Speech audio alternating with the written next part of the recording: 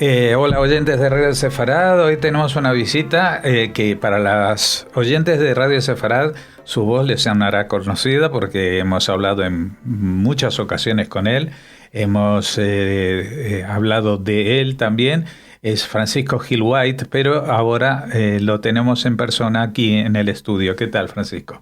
Hola Jorge, gracias por invitarme. Bueno, estás dando una serie de conferencias, ¿no? Aprovechando tu visita a Madrid. Sí, me invitó la Fundación Judeo-Hispana a dar una conferencia en Madrid, y a raíz de eso se generó una gira.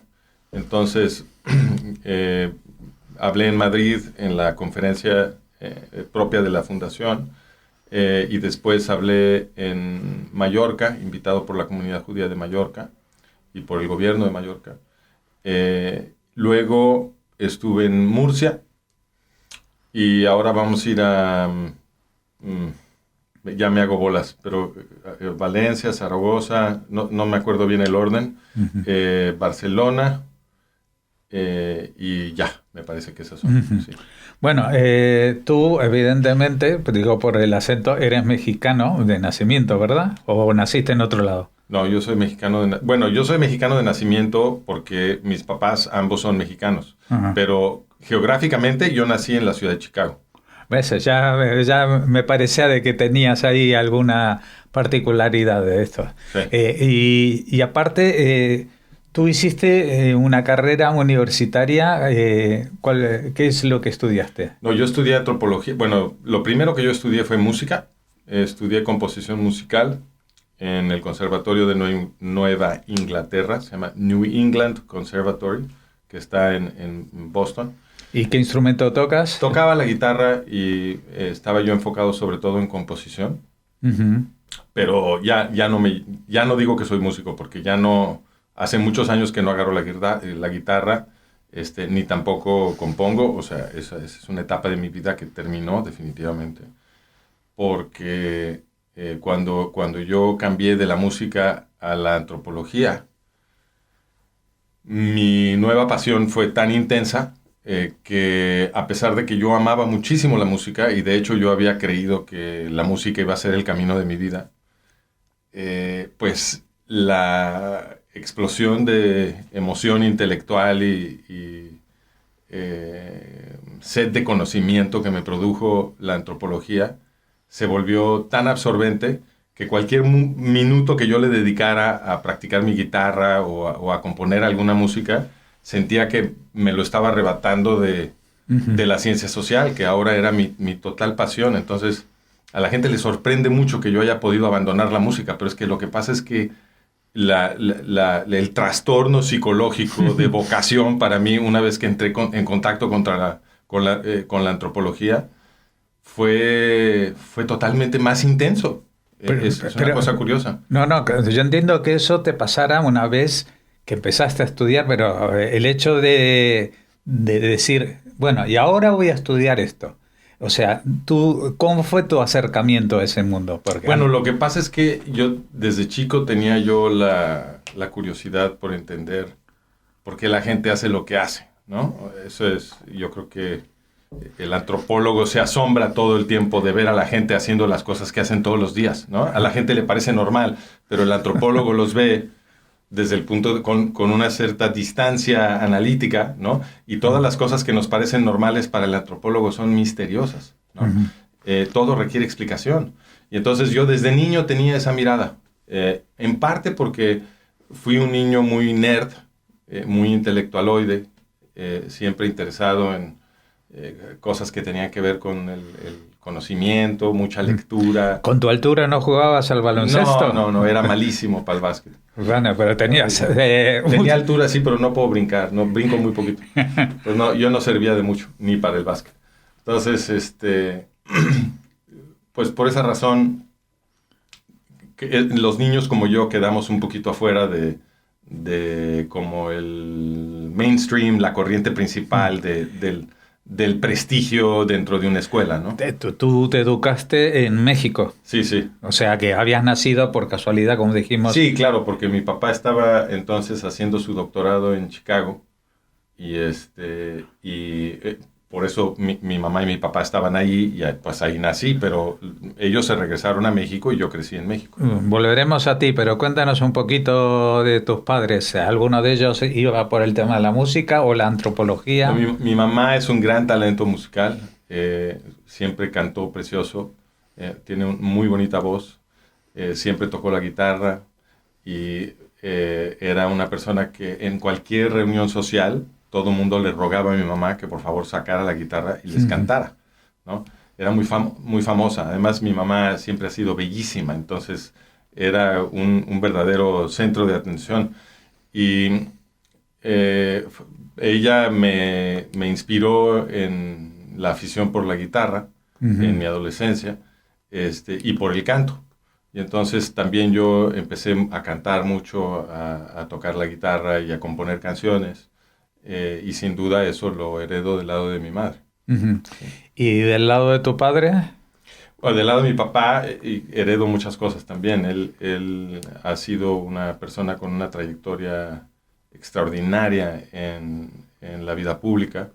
Fue secretario de Hacienda en su puesto más importante, aunque tuvo un desempeño muy largo y ocupó muchos cargos, pero el más importante sin duda fue como secretario de Hacienda en la administración del presidente Fox.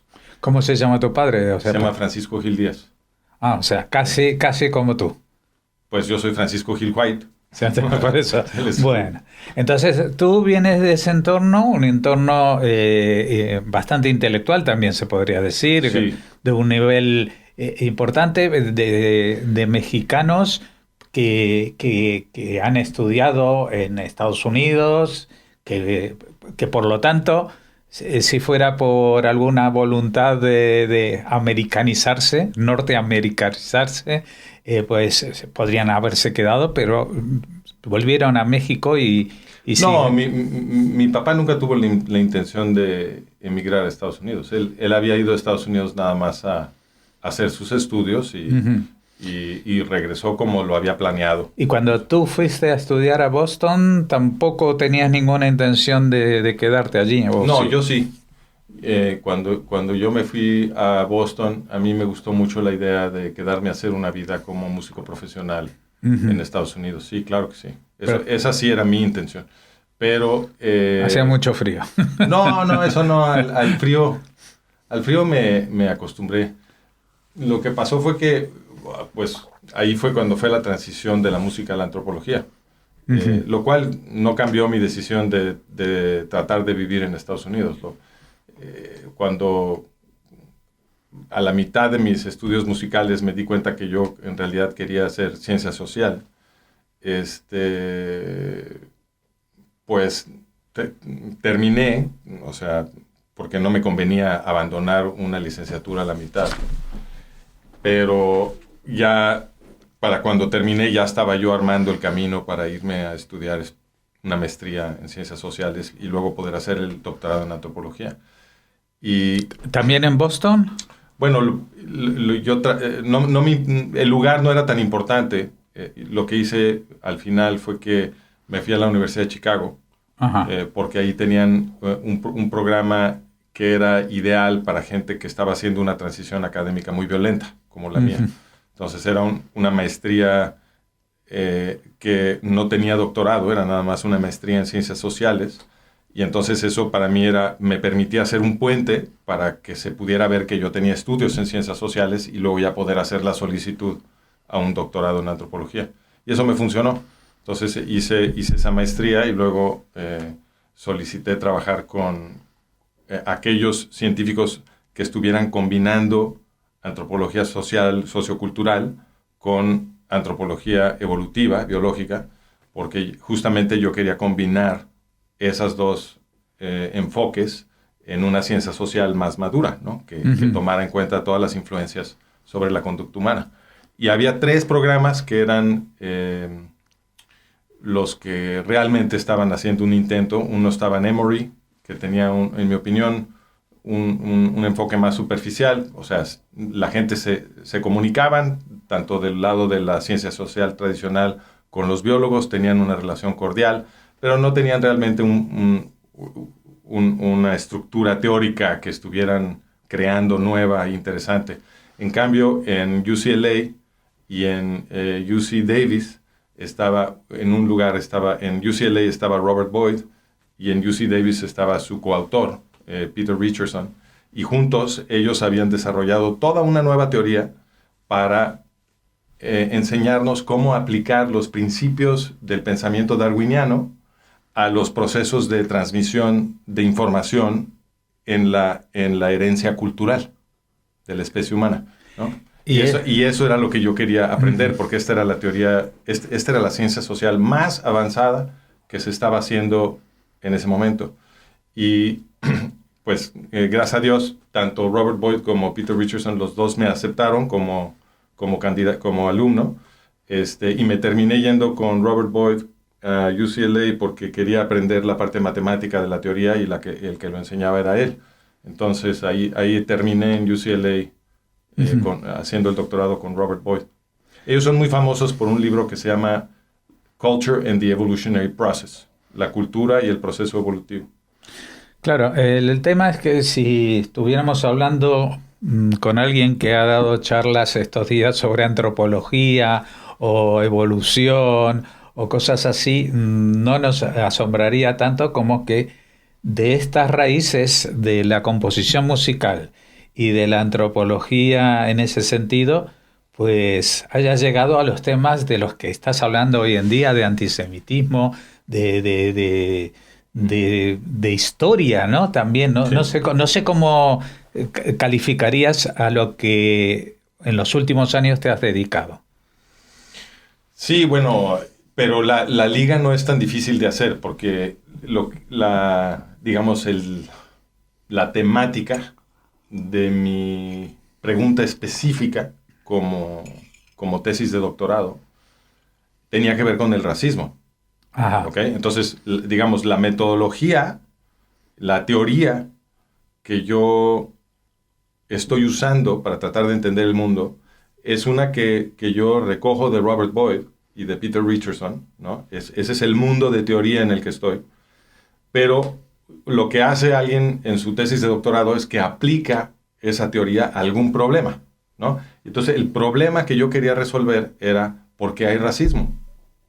¿Por qué las ideas racistas son tan populares en diversos procesos políticos en distintas partes del mundo, ¿no? Porque resulta relativamente fácil para los emprendedores de la política racista reclutar gente a sus movimientos, ¿no? La gente resuena con este tipo de mensajes una y otra vez. Entonces yo quería entender qué hay en el diseño de la psicología humana que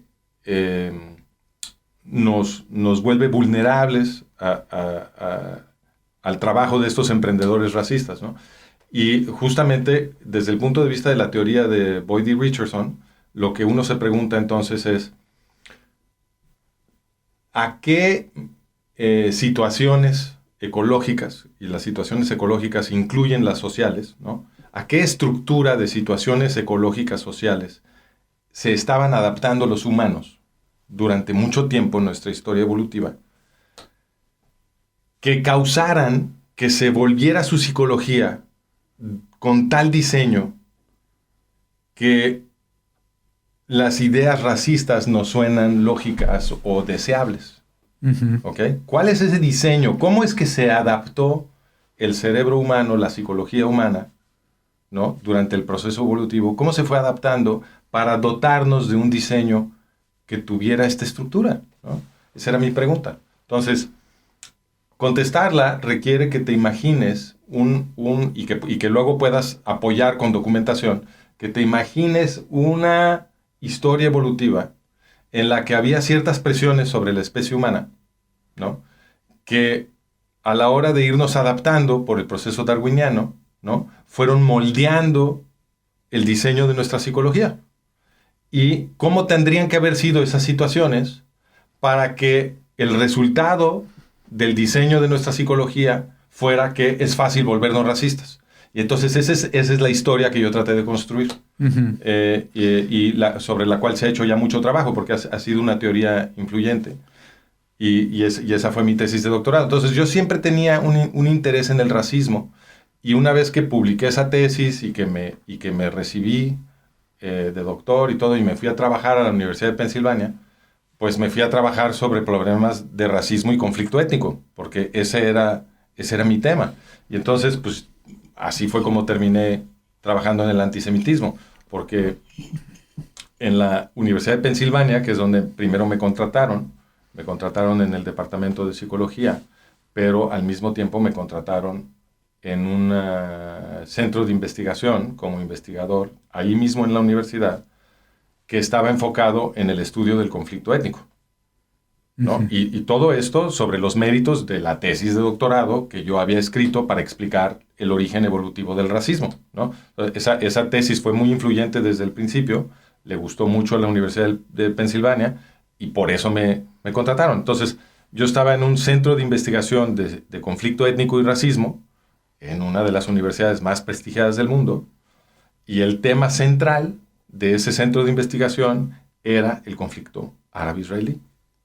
Ajá. Y entonces, pues yo ahí escuchaba ponencias sobre el conflicto árabe-israelí y sobre el Tratado de Oslo, y había ahí varios investigadores que estaban trabajando en el asunto del conflicto árabe-israelí, y pues yo dialogaba con ellos, y así fue como yo me fui empapando de ese tema, ¿no? Uh-huh. Así es como yo fui poco a poco especializándome en el estudio del conflicto árabe-israelí, porque me pareció un conflicto muy interesante, y además a mi alrededor todo el mundo estaba hablando de ese conflicto. Todo el mundo hablaba, pero no todos hablaban de la manera que tú hablabas, ¿no? Porque tú terminaste mal con esa universidad. No, pero yo hablaba igual que ellos. Sí. Jorge. No, pero ¿y cuál fue el problema entonces? Bueno, en un principio yo hablaba igual que ellos porque pues yo estaba leyendo los mismos los medios de información que todo el mundo lee, el New York Times y CNN y el Economist, lo que todo el mundo lee, ¿no? Digamos, los grandes medios de cajón que la gente consume para tener una idea de lo que está pasando en el mundo, ¿no? Uh-huh. Y en esos grandes medios, la interpretación que se estaba siempre construyendo sobre el conflicto árabe-israelí era que los israelíes estaban oprimiendo a los árabes palestinos y que los israelíes le habían negado a los árabes palestinos la oportunidad de realizar sus aspiraciones nacionales en su propio territorio, ¿no? Esta era la interpretación constante, y que por lo tanto la solución al conflicto árabe-israelí sería que se cercenara un pedazo del Estado judío y se le entregara a OLP Fatah como representante del pueblo árabe palestino, claro, para que OLP Fatah lo gobernara, ¿no? Lo que se llama la solución de dos estados. Exacto, la solución de dos estados, que es el fin último. La Biblia de todo lo que llamamos el proceso de paz de Oslo y sus secuelas, ¿no? Sí. Entonces, eso es lo que yo tenía en la cabeza, y que es lo que muchísima gente tiene en la cabeza, porque eso es lo que enseña el New York Times, ¿no? Y entonces, también los académicos de las universidades dicen exactamente lo mismo que el New York Times, ¿no? Sí, sí. Entonces, esto es lo que yo no... ¿Qué era lo que yo sabía? Yo no había estudiado el conflicto, yo simplemente había llegado a un centro de investigación donde se hablaba del conflicto, y el New York Times y todos los académicos de ese mismo centro de investigaciones hablaban igual, y entonces pues yo repetía lo mismo. ¿Qué iba yo a saber? Yo repetía lo mismo, ¿no? Y creía que estaba yo diciendo verdades obvias también. Estaba yo muy confiado de que la forma como yo representaba el conflicto árabe-israelí pues era simplemente la verdad y punto. Pero conforme me fui interesando en estudiar yo mismo el conflicto, pues fui descubriendo algo muy interesante sobre el movimiento árabe palestino, que nadie me había comentado. Y eso fue que el movimiento árabe palestino pues había sido creado por un señor que había estado dirigiendo el sistema de campos de muerte de los nazis en Europa durante la Segunda Guerra Mundial. Y esto es algo que es increíble que no sea totalmente famoso, es increíble que no sea cultura general en los rincones más recónditos de Occidente, porque Si algo ocupa todos los encabezados de todas las primeras planas de todos los periódicos del mundo y el prime time de todos los noticieros televisivos del mundo, es el conflicto árabe-israelí. ¿Estás refiriéndote al mufti de Jerusalén? Sí, señor. Que es el tío de Arafat. Así es. El que luego se lo presenta como el representante legítimo de esa voz palestina. Exactamente. Entonces, ¿cómo es posible que si estornuda una persona en Israel y eso se vuelve primera plana en todos los medios del mundo, todos los días del año? O sea, todo el mundo está enfocado en el conflicto árabe-israelí. El planeta entero cree que esto es lo más importante. Y la gente no sabe que el padre fundador del movimiento árabe palestino estuvo dirigiendo los campos de muerte de Adolfo Hitler en la Segunda Guerra Mundial. Espera, que este dato es algo que a mí me sorprende, porque yo he visto fotos que se reunía con Hitler, que era muy, muy raro de que Hitler se hiciera fotos con gente que no eran dirigentes de un país, ¿no? Como era este caso. Y que sabía que había puesto en marcha unas unidades de SS en Serbia, creo. Pero lo que tú dices, que él estaba al frente del proyecto de la solución final. Sí, mira, entonces te explico. Este Husseini, el muftí de Jerusalén, como sí, tú correctamente lo llamas, porque eso es lo que era, primero organiza varias oleadas terroristas contra los judíos que vivían en el mandato británico de Palestina. Claro, en el año 29. La primera en 1920, luego 1921, luego 1929, y luego la más grande, el ataque terrorista más grande que organizó, lo llamaron la Revuelta Árabe, y eso fue de 1936 a 1939. Sí, ¿okay? Especialmente en Jerusalén y en Hebrón. Sí, bueno, algunos, en 1929 fue en todos lados. Sí, no, pero digo que para que la gente un poco... sí, es en la zona de lo que ahora es Israel, ¿no? Sí. Que en aquel entonces lo llamaban el mandato británico de Palestina. Sí, sí. ¿No? Y, bueno, este Husseini, cuando estalla la Segunda Guerra Mundial en se me olvida mencionar, su revuelta árabe, el cuarto ataque terrorista de los que acabamos de mencionar, que se va de 36 a 39, ese lo organizó con armas que le enviaba Adolfo Hitler. Ajá. Y Benito Mussolini. ¿Okay? Entonces ya desde entonces Husseini tenía una relación con Hitler y los nazis. Bueno, se va a Irak, que en 39, cuando estalla la Guerra Mundial, se va a Irak, que tenía un gobierno pro-nazi. Nominalmente estaba dentro del Imperio Británico, pero tenía un gobierno pro-nazi. Y ese gobierno pro-nazi de Irak lo convierte casi en un ministro de gabinete. Uh-huh. O sea, le dan un presupuesto y una burocracia y se pone a dar órdenes y a gastar el presupuesto que le dieron, ¿no? Esto es importante, ese detalle, porque te revela lo que otras fuentes afirman, que es que al muftí en todos lados lo veían como una gran figura. Había gente que creía que el muftí iba a ser el siguiente califa musulmán, ¿ok? Entonces tenía un prestigio internacional aplastante este señor. Por eso llega a Irak y lo tratan como si fuera el jefe de Irak, ¿no? Y él ni siquiera es de ahí. Y le dan un presupuesto como si fuera un secretario de Estado, ¿ok? Y con el poder que le dieron, Husseini organizó el Farhud, que es un pogromo que destruyó la vida de los judíos de Bagdad. Fue un ataque violento contra los judíos de Bagdad. Los saquearon, los violaron, les robaron, los mataron, ¿no? Fue una cosa tremenda. Y después de eso, Husseini se va a Roma, donde Mussolini lo recibe como jefe de Estado, ¿okay? Con todos los colores y la parafernalia y la pompa. Y luego se va a Berlín, donde los nazis lo reciben como jefe de Estado. Estos también creían que iba a ser el siguiente califa musulmán, y los nazis tenían un programa muy extendido y sofisticado de crear alianzas con los líderes musulmanes en todos lados. Entonces, cuando llega el mufti, lo reciben como si fuera ya el califa, y sale el propio Hitler a recibirlo, con todos los demás dignatarios nazis. Eso lo puede uno ver en el documental que tenemos nosotros en managementofreality.com, o pueden ir a franciscogilwhite.com, y si se van a nuestros documentales, ahí pueden ver el rodaje que hicieron los nazis de cuando llega Haj Amin al-Husseini a Berlín. Y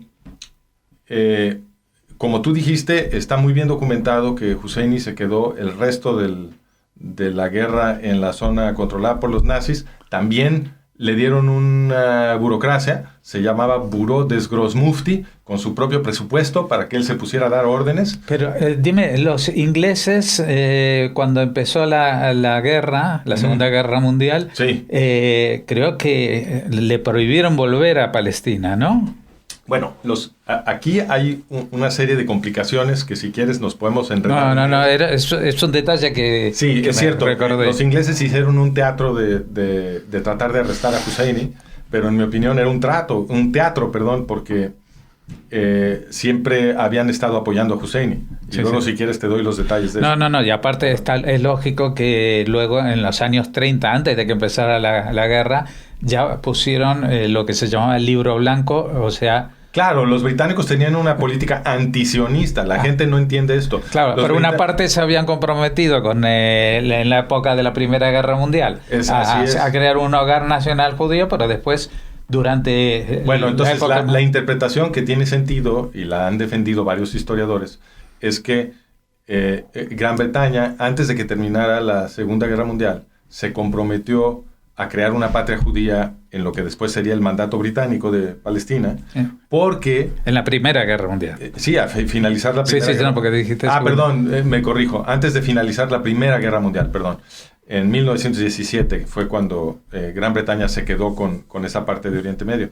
Y entonces se la arrebataron a los turcos otomanos. Y entonces Gran Bretaña prometió que iba a crear una patria judía en el mandato británico para que le dieran el mandato. O sea, era para conseguir que la Liga de las Naciones le permitiera controlar ese territorio, ¿ok? Uh-huh. Y una vez que lo obtuvo, como tú bien dices, empezó a hacer todo lo posible por obstaculizar los esfuerzos de los sionistas de crear esa patria judía. Entonces, pero en donde se ve más claro esto es justamente en el apoyo que le dieron los británicos a este terrorista Husseini. Porque, fíjate nada más el detalle. Ahorita regresamos con los nazis, pero fíjate nada más este detalle. Cuando toman ese territorio los británicos, ellos organizan una elección para el muftí de Jerusalén, ¿ok? Y las reglas de la elección era que se postularan candidatos al cargo de muftí, ¿no? Del lado de los árabes, y los árabes iban a votar, y de los 3 candidatos que quedaran en primero, segundo y tercer lugar en votos, los británicos luego iban a escoger el que más les gustara. Esas eran las reglas, ¿ok? Bueno, votaron y Husseini quedó en 4º lugar. Entonces...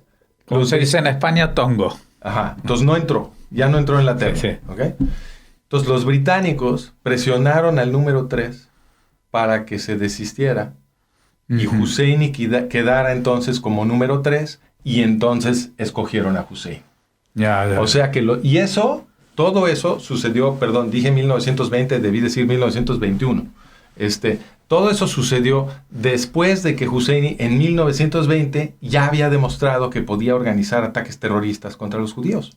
O sea que los británicos hicieron hasta lo imposible por asegurar que el político árabe palestino en Jerusalén, que tenía la capacidad de organizar terrorismo antijudío, se volviera el árabe palestino más poderoso en el mandato británico de Palestina con la protección del Imperio Británico.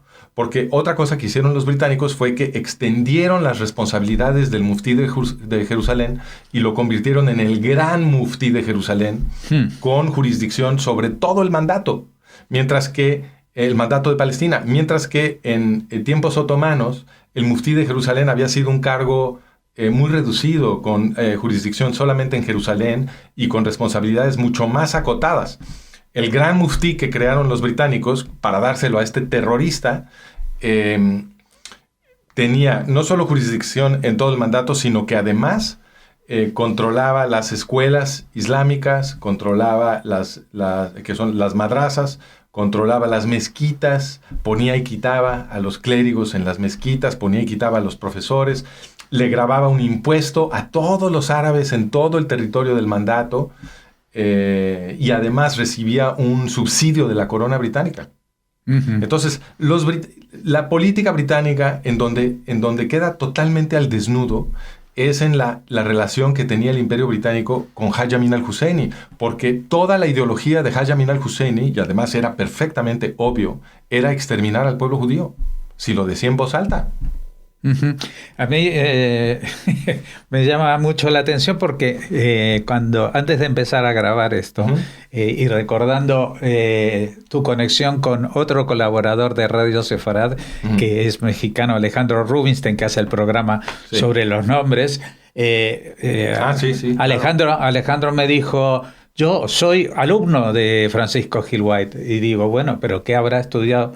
Y me has dicho tú de que... No, pero nada de nombres, ¿eh? Yo de nombres no sé nada. El experto es Alejandro. No, ya sé. Sí. Pero que digo de que tus primeros alumnos para saber lo que pasaba con el conflicto árabe-israelí o ahondar en ello, eran judíos.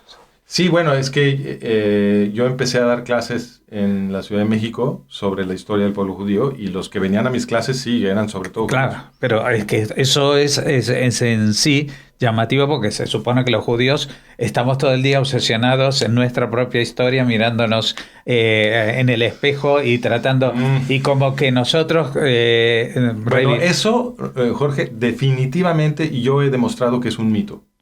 Los judíos realmente saben poco sobre su propia historia. Sí, eso, mi experiencia definitivamente ha demostrado que eso es un mito. Sí. O sea, sí, sin duda, los judíos sí tienen mucha conciencia de sí mismos como un pueblo histórico de mucha antigüedad. Eso sí es cierto. Y eso es muy importante para su identidad. Y también la antigüedad del libro alrededor del cual se organizan, obviamente eso también es importante para la identidad del judío, totalmente de acuerdo. Pero así que digas qué gran familiaridad tiene el judío promedio con la historia del pueblo judío, yo diría para nada.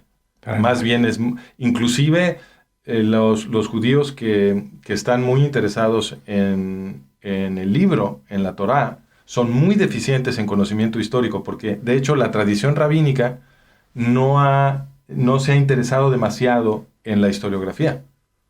No ha sido un interés para nada de los rabinos. Entonces, están más bien interesados en el análisis del libro, pero es raro. Una excepción es el rabino José Faur, que es un gran héroe mío, ya falleció hace algunos años, era compatriota tuyo, era argentino. Había hecho aliyá y enseñaba en Netanya College. Y él sí se convirtió en un historiador de peso. Y estudió, por ejemplo, con mucho cuidado todo el periodo en el que hubo una controversia entre los seguidores de Maimónides y los cabalistas. Para él ese periodo histórico era muy importante y lo estudió con mucho cuidado. Pero en general los rabinos no les interesa la historiografía demasiado. Y hay no sé si eso ya achacárselo a quién, pero por lo menos en la educación judía que yo he visto, no se profundiza demasiado. Cuando creo que sería intensamente interesante para cualquier judío, porque la historia del pueblo judío es fascinante. O sea, cuando yo empecé a estudiarla, se volvió una adicción. Y los judíos que venían a mis clases les pasaba lo mismo, porque realmente es muy interesante la historia del pueblo judío. Sí, pero es que hay, creo yo que tenemos una especie de contradicción nosotros los judíos con nuestra propia identidad, ¿no? Es decir, tratamos de reivindicarnos y todo eso, pero en algún lugar también queremos despojarnos de aquello que nos señala como especial. Es decir, a mí, por ejemplo, me ha pasado de que el calificativo del pueblo elegido a mí me pone muy nervioso porque creo que a la vista de los demás es como una especie de reflejo de una cierta sensación de que queremos ser superiores. Eres muy presumido. Claro, muy presumido. Pero el tema es que esto nos hace que renunciemos, aparte de lo que es nuestra identidad, por ejemplo, conocer la historia más en detalle. Incluso lo que estábamos hablando, estas cosas que nos contabas, son cosas que han pasado y que mucha gente las ha vivido en vida y podrían recordarlas de aquellos tiempos, ¿no? Y como que nos han colonizado de alguna manera las versiones oficiales que tú nos contabas del New York Times y todo eso, incluso a los judíos. Es cierto, sí. Pues mira, este término del pueblo elegido es una arma, es una espada de doble filo. Tienes toda la razón. Mucha gente dentro y fuera de la comunidad judía escucha pueblo elegido y se imagina que se trata de una ideología supremacista o algo así. Exacto. En cambio, para los que estudiamos la historia del pueblo judío, nos damos cuenta que el significado de pueblo elegido y en su sentido original es totalmente distinto, porque en realidad lo que quiere decir es que el pueblo judío ha sido elegido para una gran responsabilidad. Y es una responsabilidad que implica mucho sacrificio, lo cual es obvio para cualquier historiador del pueblo judío, porque las masacres, las grandes matanzas, expulsiones, conversiones forzadas de judíos son, como yo a menudo he dicho, son el fenómeno sociológico más estable de la civilización occidental e islámica. Entonces, sin duda, no podemos decir que el pueblo judío haya sido elegido para recibir un premio, ¿no? Obviamente que han sido elegidos para un castigo muy especial, ¿no? Y la pregunta es, ¿por qué? Y la respuesta que yo doy es que, de hecho, la razón de toda esa violencia contra el pueblo judío es que lo que introduce en la historia el pueblo judío es la lucha por la libertad, la lucha contra la opresión. Y esto la gente todo mundo, todos los que crecimos en la civilización cristiana, lo podemos entender. Lo que pasa es que no nos fijamos lo que estamos leyendo, porque siempre que leemos la Biblia, ya viene la interpretación primero. Ya nos instruyeron en el catecismo o en la clase de Biblia o en algún libro que tiene la ortodoxia de nuestra civilización siempre enfrente, ¿no? Ya nos instruyeron cómo debemos leer el libro y en qué nos debemos de fijar. Entonces nunca lo leemos inocentemente, sino lo leemos ya adoctrinados.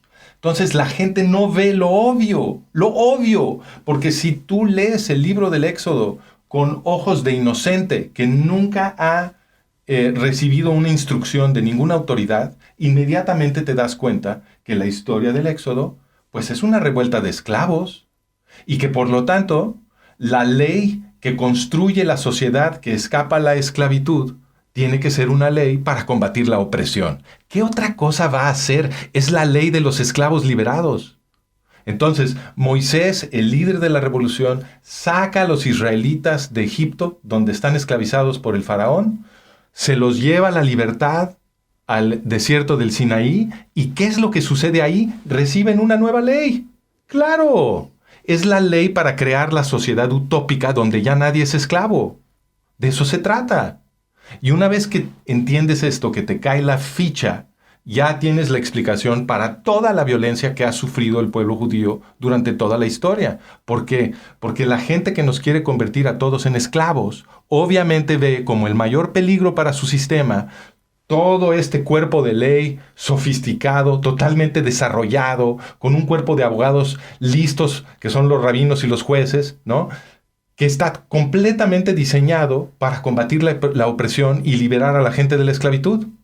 Obviamente, si tú te dedicas a la guerra y a la esclavitud, a oprimir a la gente, si tú eres totalitario, si quieres destruir la paz de todo mundo y oprimir a todos, si ese eres tú, bueno, pues entonces tú volteas a ver al pueblo judío y dices, ¿a qué horas los quito? Porque estos me van a corromper a mi gente, van a convencer a mi gente de que ellos pueden ser libres y van a destruir mi sistema, ¿no? Eso es lo que tú piensas. Si tú eres una persona totalitaria, psicopática, que quiere oprimir y esclavizar y lastimar a la gente. Tu peor enemigo es el pueblo judío.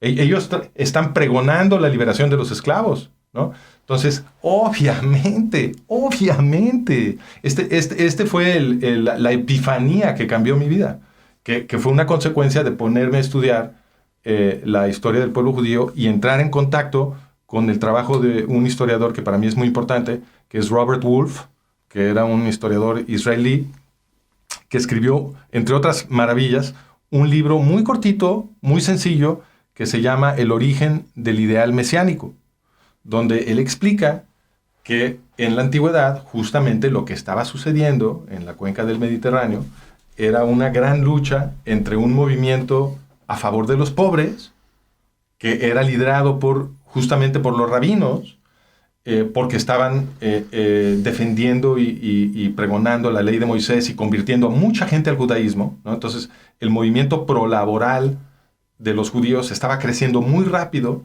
y del otro lado empujaban las aristocracias castrenses, militaristas, debemos decir, de los grecorromanos, que tenían sociedades basadas en la guerra externa y en convertir a todo mundo en un esclavo.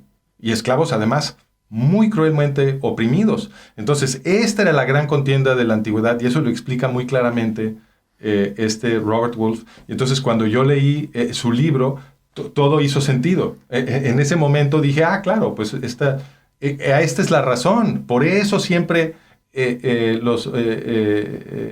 las élites de poder en Occidente y en el mundo musulmán, que han trabajado muy duro para esclavizar a la gente durante siglos, esos siempre son enemigos de los judíos y producen mucha propaganda para que nosotros también odiemos a los judíos, y entonces con esa realidad creada que nos hacen a través de los medios y a través de las escuelas, etc., entonces nosotros acabamos cooperando con el proceso antisemita y nos disparamos en el pie.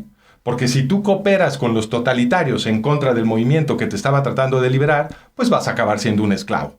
Y eso es lo que pasa cada siglo.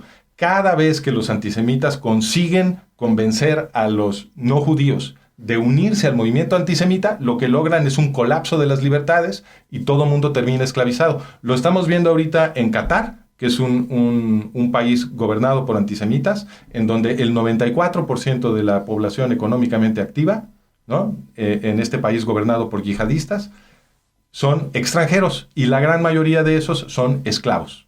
Los secuestran en algún lugar, se los llevan, les quitan su pasaporte, o los invitan con promesas falsas, les quitan el pasaporte y ya no pueden volver a salir, y abusan de ellos física, sexualmente, etc. Eso, ahí lo estamos viendo en este momento. Los antisemitas producen esclavos. Lo vimos en la Segunda Guerra Mundial. Los nazis esclavizaron a todos los europeos. Eso era lo que querían. Querían destruir todas las democracias. ¿Y qué hicieron? Una gran matanza de judíos. Ahí está otra vez. Los totalitarios que esclavizan a todos y que matan a millones de nosotros, los no judíos, también quieren exterminar a los judíos. Los rusos, lo mismo. El imperio zarista estaba organizando grandes matanzas de judíos. Todo mundo era un esclavo en el imperio zarista. Los inquisidores destruyeron la libertad de pensamiento de todos los europeos. Eran totalitarios. Estaban esclavizando a todos los europeos. Nadie podía pensar libremente. ¿Y qué hicieron los inquisidores? Organizaron grandes matanzas de judíos. ¿Qué hicieron los antiguos romanos? ¿Qué hicieron los antiguos greco-macedonios? Lo mismo. El gran genocidio greco-macedonio es el que se recuerda en la fiesta judía de Hanukkah. Uh-huh. Los greco-macedonios estaban esclavizando a todo mundo, y los romanos, que hacían lo mismo en el siglo I y II, llevaron a cabo un gran genocidio del pueblo judío que los historiadores de Roma consideran quizás pudo haber sido mayor que el genocidio de Hitler en términos proporcionales. Entonces, aquí hay una correlación perfecta que se explica muy obviamente con el hecho de que una ley diseñada para los esclavos liberados no le conviene a la gente que quiere que todo el mundo sea su esclavo. Bueno, podríamos estar hablando muchas horas, y especialmente cuando pues estamos navegando de forma tan placentera, yo diría, porque no tenemos la obligación de ir para aquí, claro, o para allá. No hay una dirección fija. No hay una dirección fija. Creo que la conversación lo ha demostrado, que no teníamos ninguna dirección fija. No, pero que hemos visitado muchas geografías desconocidas Sí. de la historia, del pensamiento, y te estoy enormemente agradecido. Yo recuerdo a los oyentes que tenemos una serie de programas que están disponibles que grabamos hace unos 6 o 8 años, creo, Sí.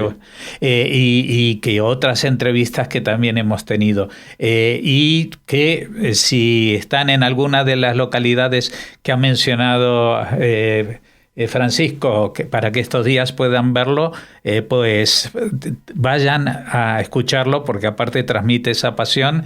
Y si no, pues siempre tenemos a YouTube un poco... Claro, todas estas conferencias van a estar en YouTube.